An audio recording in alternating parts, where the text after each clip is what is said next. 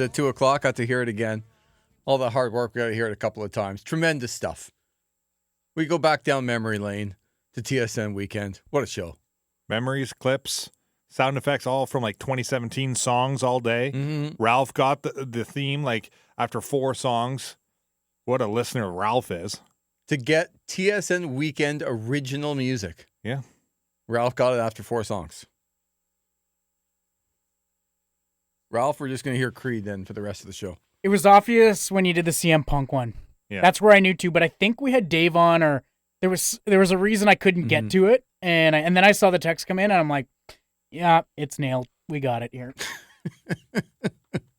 Nice to be able to talk to you guys again. Graham Creech is in for AJ, who will have the call tonight of the Ottawa Blackjacks game with Hannah Sunley Paisley and Elias Elzane, sideline reporter. 7 o'clock tip-off against Niagara. And then we will get right to the second that game ends. The Montreal Canadiens trying to punch their ticket to the Stanley Cup in Game 6 at home against Vegas. The Phoenix Suns also looking to take a 3-0 series lead on the LA Clippers, and they get some good news as Chris Paul officially available for the game tonight. Dave Haxtell has become the first ever coach for the Seattle Kraken. Maple Leafs assistant coach, former Philadelphia Flyers head coach. And he takes over the reins in Seattle for the Kraken under Ron Francis. Before Dave Poulin, TSN NHL Insider, comes along at 4:20. Graham, the big news going into the game tonight is that Robin Lehner was back in the starter's net at the morning skate and expected to get the start in goal for Vegas. And they've gone back and forth here the last little while, but it seems, as Marc-Andre Fleury has lost his last 2 games, it seems like Robin Lehner is the obvious choice for Game 6 tonight. Yeah. I think they were overthinking it when they went back to Fleury for game number 5 after Robin Lehner won them. And I mean won them because it was all Montreal in Game 4.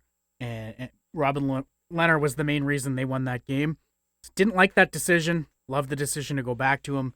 Will it be enough? Will his top 6 forwards extend this series to 7? Is that what you guys are rooting for, or at this point, are you kind of pulling for Montreal to get it done, or do you just want 2 Game 7s? I want to see chaos. I kind of want to see the Habs win tonight. I want to see, and I get it, I want to see grumpy Leaf fans. I want to see the grumpy Sens fans. I want to see all the analysts that counted them out against Leafs, against Winnipeg, against Vegas, big time. I want to see everybody eat their, the crow. I want to see it all. I'm down with this underdog storyline. I don't have a real rooting interest at all throughout the playoffs, but I think this is the one that's pulling me the most. So I want to see it over tonight. Yeah, I guess maximum chaos, though, would be that Montreal would go back to Vegas in Game 7 and win that game more than they would win tonight. I'm pulling the upset, though. Just like finishing the series when in 6, not even letting it go to 7. They could have won Game 4 and 5, right? They were the better team in Game 4 if it wasn't for Robin Lehner. And we've said that so many times about other teams playing Montreal, how they get outplayed, but they still win because of how good they defend and how their system works. But I think just winning in 6 would be like, all right, then, Vegas. Nobody said they had a chance against Vegas, and here they go. Yeah, and nobody kind of pulls against teams more, Graham, than I do. But I do. You're not wrong. But that's going to be on your headstone. In saying that, Ian Mendes has been on this station a lot, and he, as we all have. Ian's just brought it up a lot, but I think we all get like this, right? That you kind of cheer for individuals no matter where they are. Did I want to see the Maple Leafs win? No, but I think Jason Spezza is a good guy. And I think Nick Foligno's a good guy. And, to see Joe Thornton maybe have a chance of what it would mean to him to win a cup. I don't want it to be with Toronto. If they all picked other teams, that would be great. But you do understand the individual story. And there is, to me, from an Ottawa perspective, no bigger individual story than Luke Richardson behind the bench for the Montreal Canadiens going to a Stanley Cup tonight. Yeah, it's tough to beat that storyline for sure. That was awesome. Honestly, having him in that position has made me like them a little bit more. Yep, for sure. And, some of it, I got to know Tyler Toffoli a lot when he was with the 67s. And that's a kid that I call him a kid, but he's not a kid anymore. That's a player that always had this knock against him, and all he did was score goals. That's it. Like, he just scored and scored and scored some more, and was always told, but you're not doing this, and but you're not doing that. And to watch him have success at this level and enjoy it as much as he is, it's a great story that I can root for. And I don't like the Montreal Canadiens, but for Carey Price to get to a Stanley Cup final when he, for a long time has been the dominant goaltender in the NHL, and for Luke Richardson behind the bench and a guy like Tyler Toffoli, and there are some other stories as well. I understand people leaning towards that and saying, yeah, I might not love the Montreal Canadiens, but I do like some of the individual stories. How about Luke Richardson earlier talking about his defense core, and especially the top four that has really kind of held them together, saying it's like having 4 Chris Prongers on your team. Man, if I'm part of that foursome and my coach says that, I'm feeling pretty good about myself. That's quite a compliment, isn't it, Graham, to guys like, we know how good Shea Weber is, but the Petries and the Edmondsons of the world, when your coach is talking about having 4 Chris Prongers on your team. Yeah. Looking forward to tonight, guys. Yeah. In a big way. And building's going to be buzzing. Yeah, the streets will be buzzing. And really the country. Like, if Montreal wins tonight and they're going to get into the Stanley Cup final, they could face, they can beat either team. And for anybody to say different is silly. Because, yes, Tampa's got a stacked roster and defending Stanley Cup champions, and they would be the favorite. But when you've beat Toronto after being down 3-1 and you've swept the Jets and you beat the Vegas Golden Knights, you are not going to be a severe underdog against anybody. And then if they go up against the Islanders, I love pulling. I love. Wow. I love pulling for the Islanders. I love it. Yeah. But they can absolutely beat the New York Islanders. So I think they probably believe they can beat anyone right now, especially when everyone will count them out again against Tampa Bay. But yeah, you have to think that if that's the matchup, Habs fans will be feeling pretty good. And you know what? I'm feeling pretty good as we get set to head to break. How about Cork and Canada? Mm-hmm. Hey, boys, just a reminder, if you wanted to ask Dave about the 1 minute remaining chant at UND, he was the one when I was at the game, but not for very long. So I'm sure it was in full effect in his day. So what a reminder text from Cork. Honestly, an unbelievable reminder text. I said I would forget because they had that great, great chant with 1 minute to go. And that when we had Dave Poulin on next, but it came last week, right? It came, that we talked about it. It was like 6 days. It was like the day of we had Dave Poulin on. And I'm so glad, Cork, that you brought that up. We will absolutely ask him. In fact, let's go to break right now. And Steve Bunda can give you the latest on traffic, but not before we remind you it's a Gabriel Pizza Takeout Thursday here on The Drive. Before 6 o'clock, you will hear the cue to call, be caller 15, and know what kind of wings Steve Bunda orders when he orders from Gabriel Pizza. 3rd degree, baby. So know that information and be caller 15 when you hear the cue to call. It's a Takeout Thursday. Somebody's going to win $100 to Gabriel Pizza, courtesy of The Drive and Gabriel Pizza. Dave Poulin, TSN NHL Insiders next on The Drive on TSN 1200. Bunda in for a vacationing Matt Conazvita.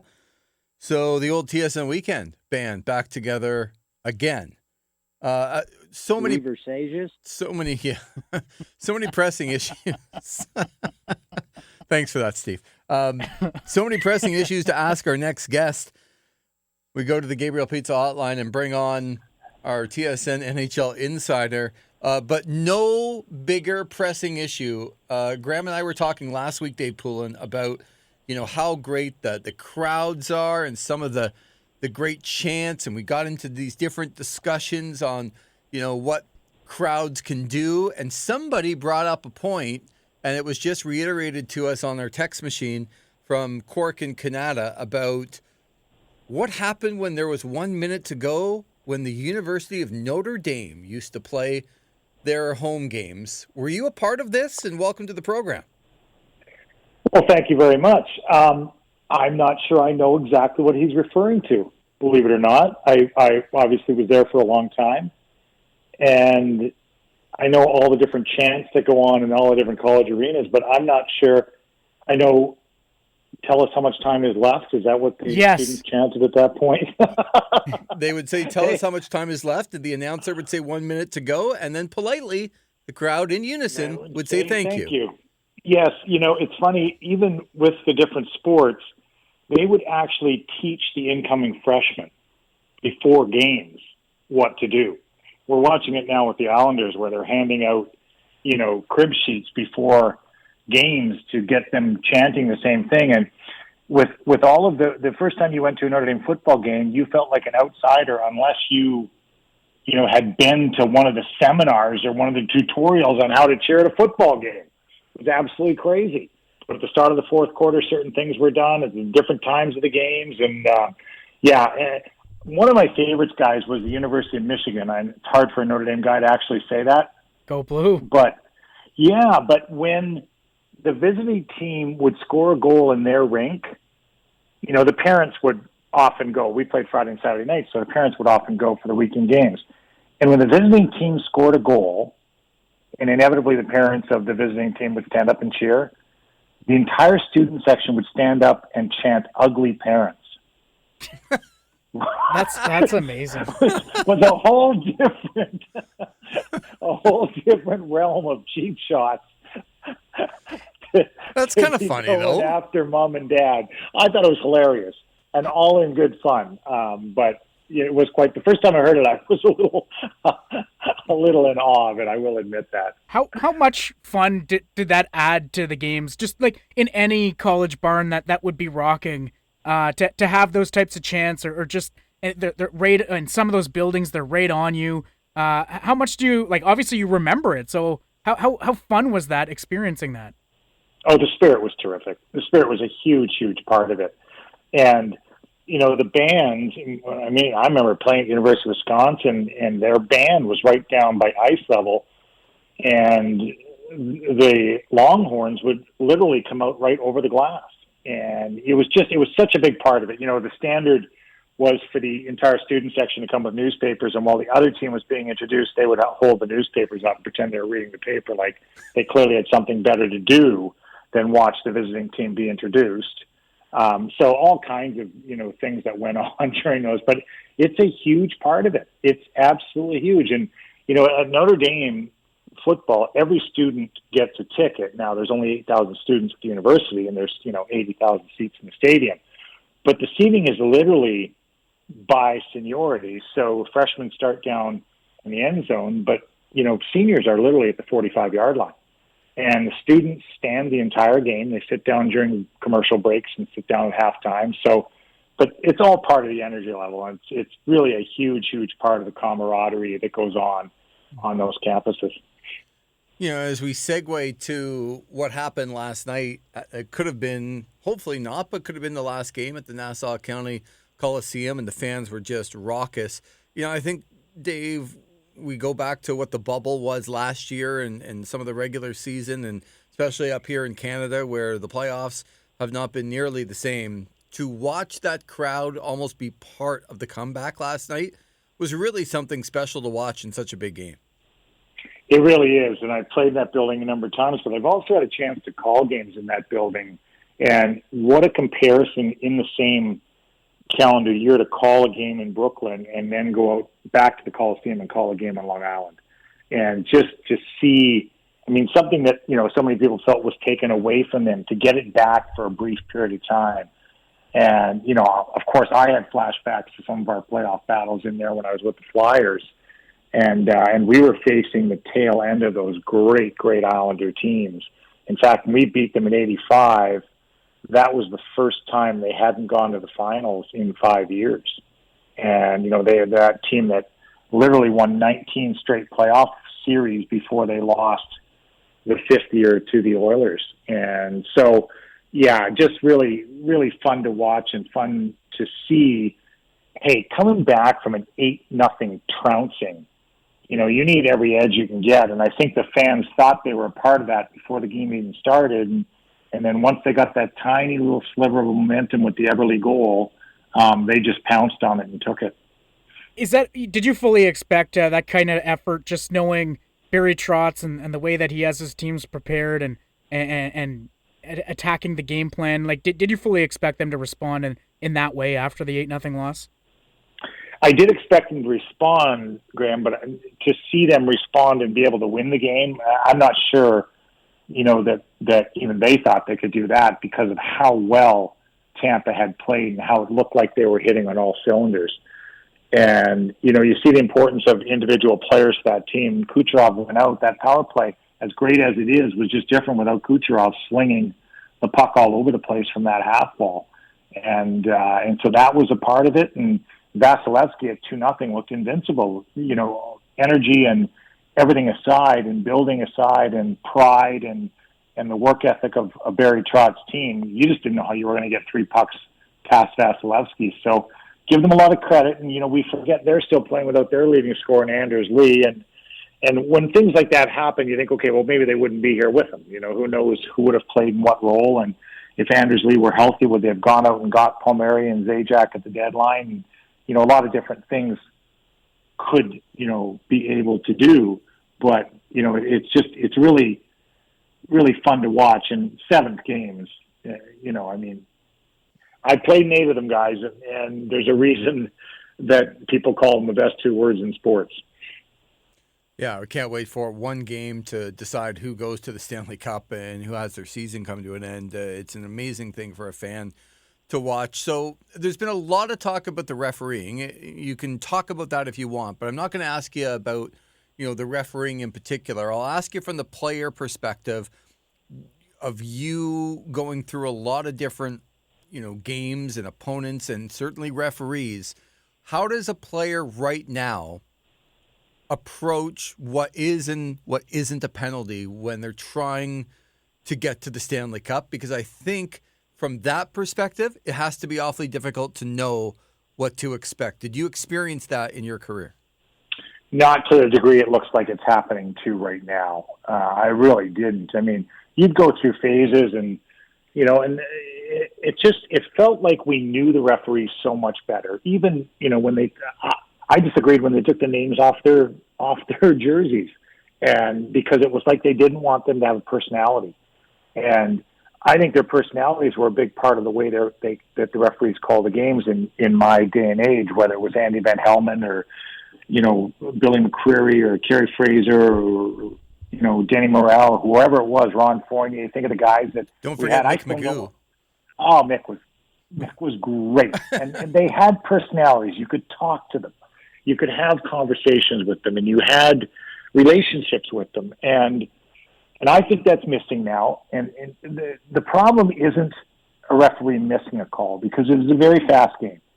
And the problem is a referee seeing a call and choosing not to call it. I mean, that's the part that you struggle with in my mind is,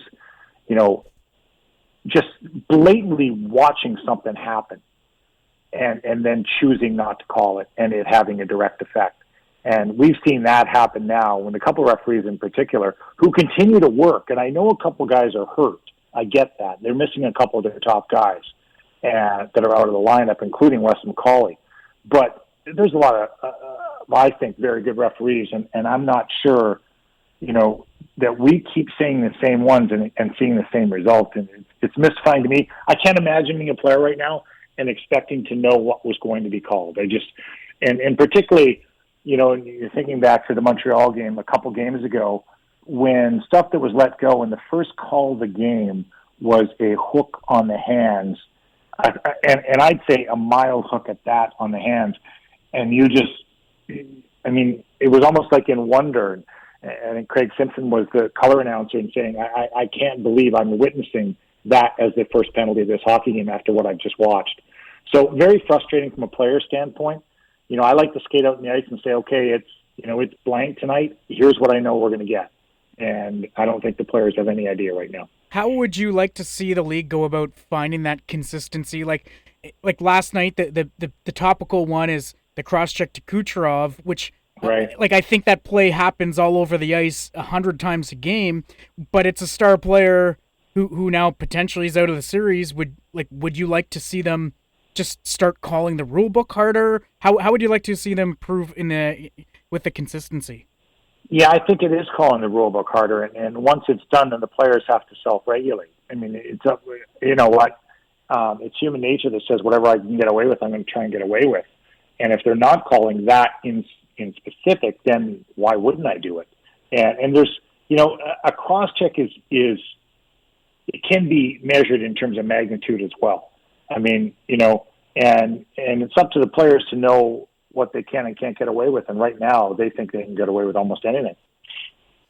Well, and I think the frustrating thing too, I'm sure from a player perspective, is you watch that Matt Martin penalty. It's a tie game. There's 6 minutes to go, and Maroon lifts Matt Martin's stick and hits himself in the face with somebody else's stick, and all of a sudden the guy sitting in the box could cost his team their whole playoff lives. Yeah, the interesting one that could have played into that, had that been a 4-minute penalty, then they could have reviewed it.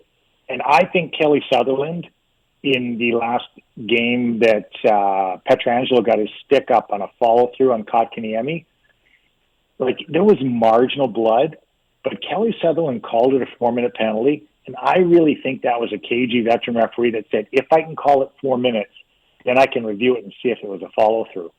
If it was 2 minutes, he didn't have that option. And you didn't get a lot of argument from Montreal because he called it 4 minutes and then went and looked at it and said, it was a follow-through, it's no penalty. Which, that if he thought that quickly, to do that, it's easy to think in retrospect, but if he thought that quickly, hey, this is a great way to get a view of it, and it was all done within literally 30 seconds. It was boom, boom, boom. And it was done, and the right call was made. And I know review is, you don't want to be going to review constantly within a game. I mean, sometimes you'll watch an NBA game, and there was a game the other night where the last 90 seconds took upwards of 30 minutes, and there were multiple reviews. It was ridiculous. And you don't want that to happen. You simply don't. But used in the right context, it proved to be a pretty valuable tool in that case and to Vegas' benefit. Just to tonight's game, Canadiens, Golden Knights, Montreal can punch their ticket to the Cup final. We know Robin Lehner will start between the pipes once again, but do you have any feel for how the top 6 of the Golden Knights will respond with their season on the line? As individuals, you certainly think they're going to. I mean, I've been one of the biggest Mark Stone fans from the first time I saw him play in Ottawa. You have to think he's going to get it done at some point here. And, you really do. I'd expect they would fully respond. I mean, that's what I think. I felt that Montreal was going to win Game 5. I don't feel the same way before Game 6, as strange as it is that they were on the road. And I just felt coming into that game that they were in good shape. The Leonard thing, I would have played Leonard tonight. And, the one that I questioned at the time was it looked like it was the gaffe of Marc-Andre Fleury that got him, a rest for the next game when Leonard came in for Game 4 and looked very good in the win. But, in talking to them, they felt they saw some indications and some tendencies that they had traced as being tired. And it wasn't just that event, it was through the last couple of games. So you have to respect that. The coaches know the players better than anybody does. And then it painted the fact that, okay, they've got 2 good options now. They've got 2 good goaltenders and they were both rested and now they could use them. So, I think they're in good shape with Leonard tonight. This is not going to be an easy game, and not that last game was, but this is going to be a real test for Montreal tonight. We discussed earlier, and you've been in this position before, and maybe if you can think back to the first time, I'm imagining that was, Game 6 against the Quebec Nordiques in the conference finals for you, when you woke up from a pregame nap or whatever, you woke up and were going to the rink going, we could go to the Stanley Cup if we win tonight. Is there a difference in today's game for the Montreal Canadiens as opposed to any other game when they wake up from that nap and head to the rink? I think there is. And those are thoughts that at the time I probably wouldn't have told you that, but I'll share it with you now. And so you won't get that out of any of them right now. It's almost like you're not allowed to think of that. You're not allowed. And it's not that you're thinking ahead. You're not dismissing the game, but somewhere in a click in the back of your mind that you're that close. And for many of those guys, it would be their first trip to the Stanley Cup Finals, and how powerful that would be, and how big of a, you've got to turn that into a positive. You can't turn it into a weight of any sort, because it's not just going to happen. You're going to have to go out and play the game. But believe me, it was in the back of my mind, driving to the rink that night. It's funny how that's one of my more candidly remembered games in terms of my career was playing that sixth game against Quebec to go to the Stanley Cup Finals. As you said, you think about being in that car and going to the rink. Now, you guys were successful in that game, but you also had, I'm imagining, a more veteran team than the Montreal Canadiens do. But the one thing they do have is the calmest guy in the world, right? And Carey Price. We absolutely did not have a veteran team. Look at the ages of those teams. Go on Hockey TV and look at the age of that team. I believe that was the youngest team in the NHL that year. Really? And we had a lot of young guys. And we had, so I'd have been 26 at the time. We had a whole host of we had a couple of 19-year-olds, and Derek Smith and Peter Zezel. We had, the Rick Tocchet, Ronnie and Richie Sutter. Those kids were all 20 years old. Murray Craven was 21 years old. That was a really, really young team. And so, so it wasn't a veteran team at all. I don't, if we had a 30-year-old, it would have been Miroslav Dvorak, the Czech player who came over on loan. But if we did have one 30-year-old, it might have been him. I'm not even sure he was 30. But so it was a young team. It wasn't a veteran team. Montreal's got a lot more experience right now than we had at that point. And just to finish off, and something Graham talked about before, this Vegas Golden Knights team has been in some dramatic offensive funk from their two top lines for a while. And this was the end of the regular season. This was the series against Minnesota. They found a little bit against Colorado, but they're right back to it now. They've had poor playoff performances from their forward groups in previous years. Is this, if they lose tonight, the breaking point that something dramatically has to change in Vegas? I would think so, just because of the arc that they've been accelerated at. I mean, you think of what they've done. They're in their fourth year of existence. It's crazy what they've done. And think of the rapid speed they've made changes at. How do you add a Mark Stone, a Max Pacioretty, an Alex Pietrangelo if you're not willing to make dramatic change? And, they brought in a number 1 and 2 defenseman, you could argue, in Alec Martinez and Pietrangelo in the last year. And a Robin Lehner as, and put this in air quotes, a backup goalie. So I would fully expect that they'll keep the pedal right to the metal as they have been through their first 4 years. They're already on their second coach and their second general manager, and they've had nothing but success in 4 years. So I would say yes, just on the rate at which they expect success and the rate at which they're willing to change. And just a quick thought on Dave Hakstol being the new coach of the Seattle Kraken.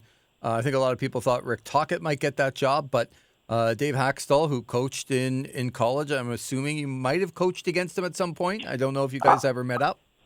Yeah, I did coach against Dave, and I've known him a long time. He was an assistant in North Dakota before he was the head coach there.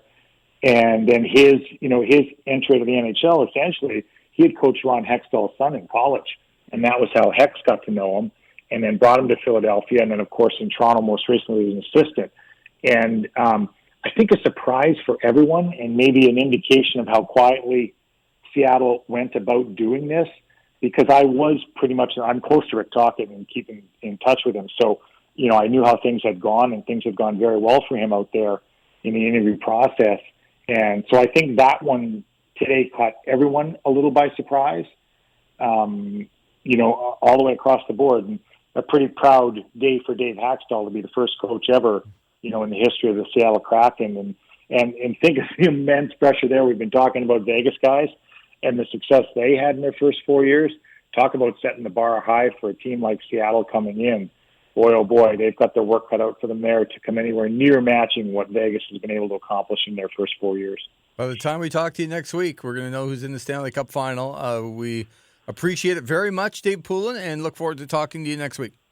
Okay, guys, have a great night. Thanks. All right, there goes Dave Poulin, TSN NHL Insider on the Gabriel Pizza Hotline.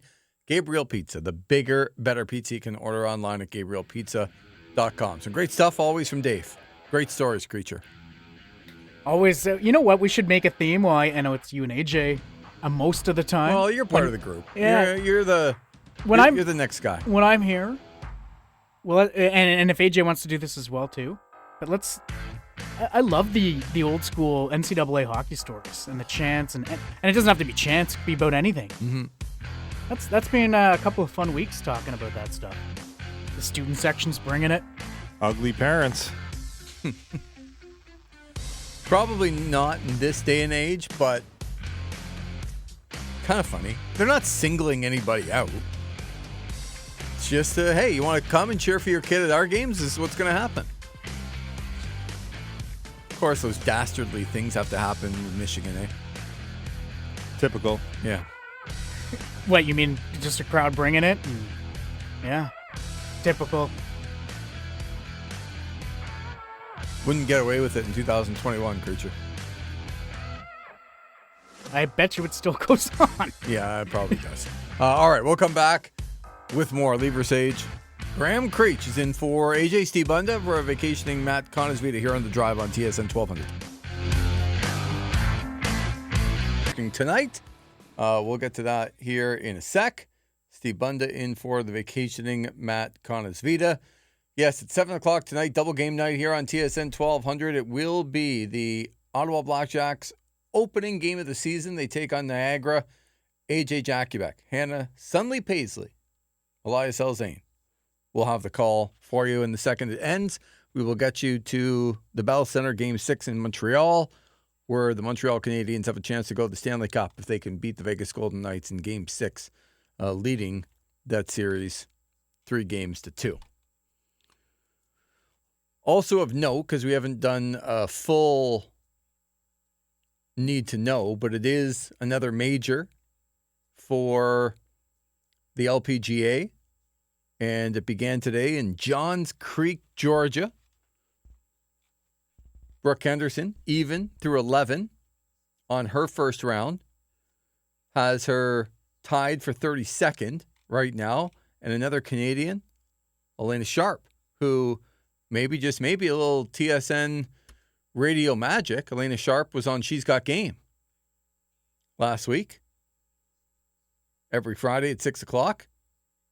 3 under 69, and she is tied for second place right now in the first round of the KPMG Women's PGA Championship. Beauty. I'm willing to bet decent money that you have stepped foot in Johns Creek, Georgia. Why would you say that, Graham? You're an international man of mystery, Lee, and I feel like you've gone all over the the eastern United States, from especially the southern ones.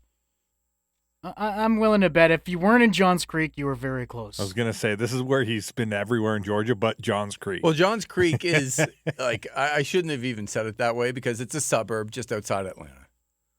And, you know, if we had something that went on in Johns Creek a little bit further than, like, Orleans or Canada, but still, Atlanta's a big, big city. I have not been specifically, Graham, to Johns Creek. But I have. You've been in Atlanta? I've been to Atlanta and the surrounding area. So, very, very close. But you're right. Georgia, specifically kind of southeast Georgia, I know quite well. Yeah. I just had a feeling, honestly. I'm Yep. like, I think he's probably visited a few watering holes in Georgia. You know, Probably had some peanut butter crisp Pilsner or something like that. you're absolutely right. Yeah. In fact, I was going to say the best peanut butter and jam beer I've ever had, but maybe the best beer I've ever had. was in Savannah, Georgia. Really? And it was a peanut butter and jam beer. I was just joking about that. Yeah, I know you were, but I'm not kidding. I you. knew that you had the peanut butter and jam beer. I didn't know that it was anywhere in Georgia. Yeah, it was in Savannah. I remember it vividly. Neat. You know what else is neat? What? TNT. Well, TNT, hired Wayne Gretzky. Mhm. ESPN are just announcing that they've responded with Mark Messier. Mark Messier, the Moose, going to be on the ESPN panel. Wow. No cold calling, though?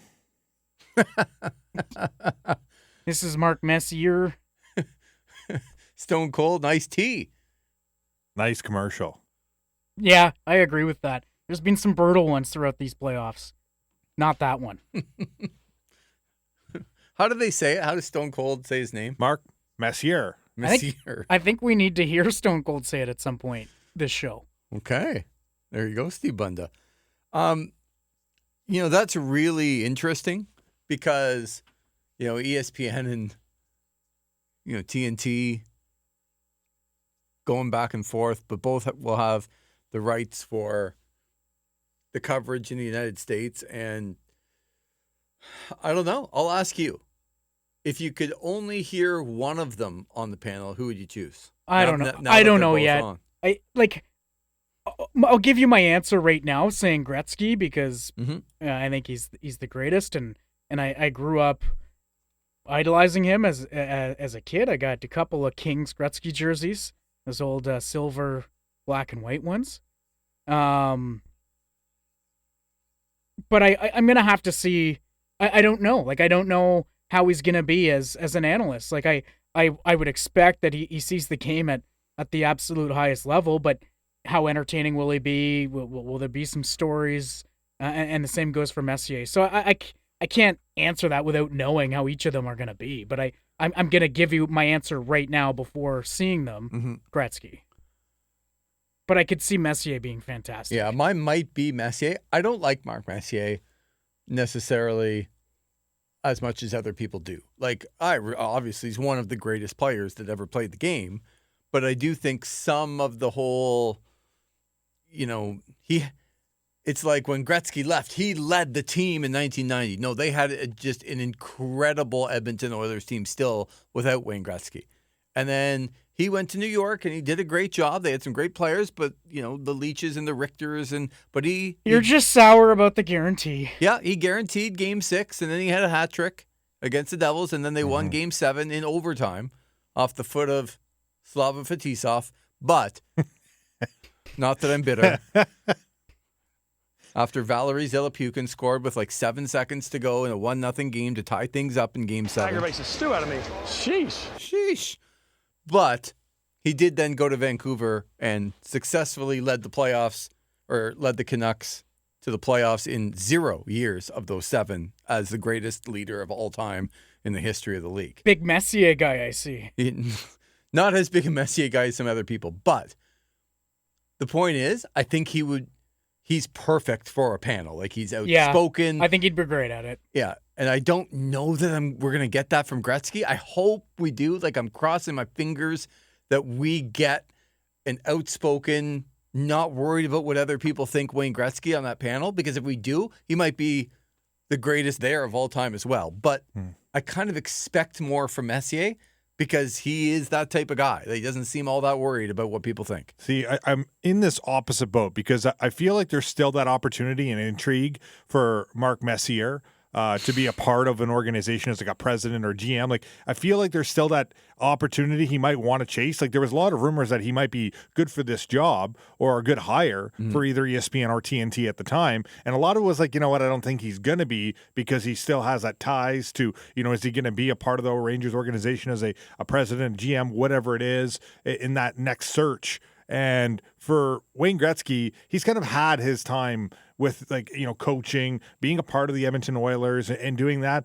If you're going to have another job. Do you really want to be controversial and say certain things? We see that a lot with former athletes that don't want to step on it because they're still looking for another opportunity, within the league or with other GMs, and they don't want to offend certain owners or other GMs or coaches or players. So, I kind of maybe see Wayne Gretzky having a lot more to say because he's like, you know what? It's probably the last job I'm going to take for a little while. Like, he could probably do this and just have some fun and just, say what's on his mind. Like Creech says, see it from a different lens. And for the other fella.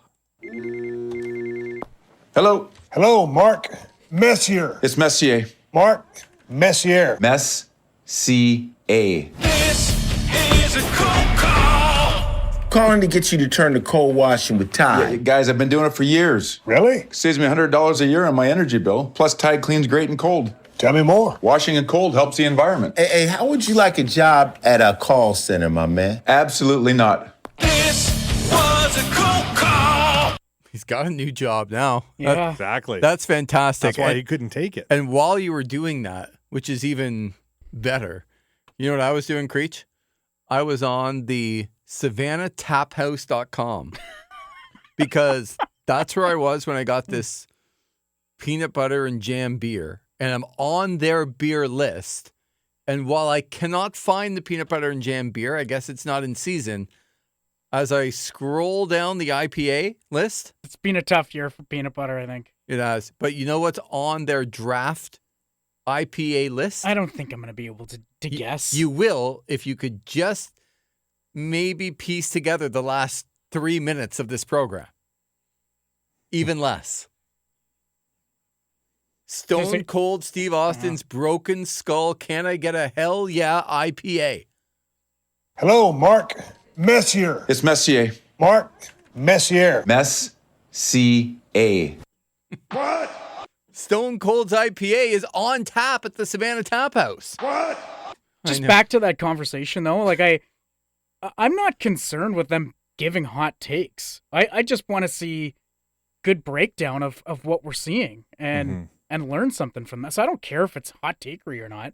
I guess if you have one guy in there that's able to stir the pot a little bit, sure. But I just want to hear good analysis and like good thoughts on breaking down what we're seeing. I know, but it's not the hot takes that I'm worried about.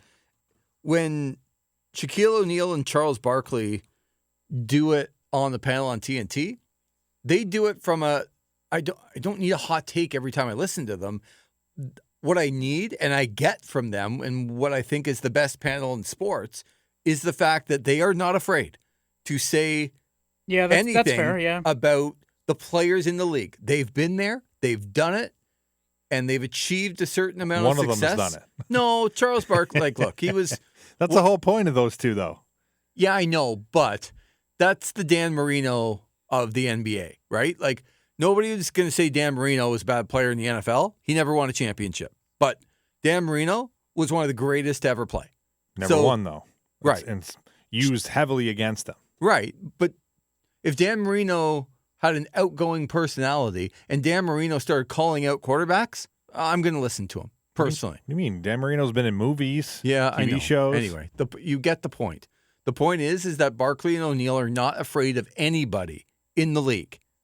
LeBron, Durant, on down, they are not afraid. And if we get that from Wayne Gretzky and Mark Messier, that's all I want. I don't want hot takery. I want them, when something happens, to not be afraid to hurt people's feelings. If that happens, that's all I want. I hope we can get it from those guys.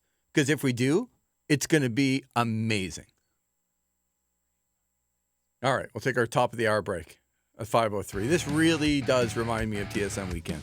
I thought you were going to say the morning show. Nope. Would never run down a show like that. Hello, Mark Messier. It's Messier. Mark Messier. Messier. All right, time to get a news update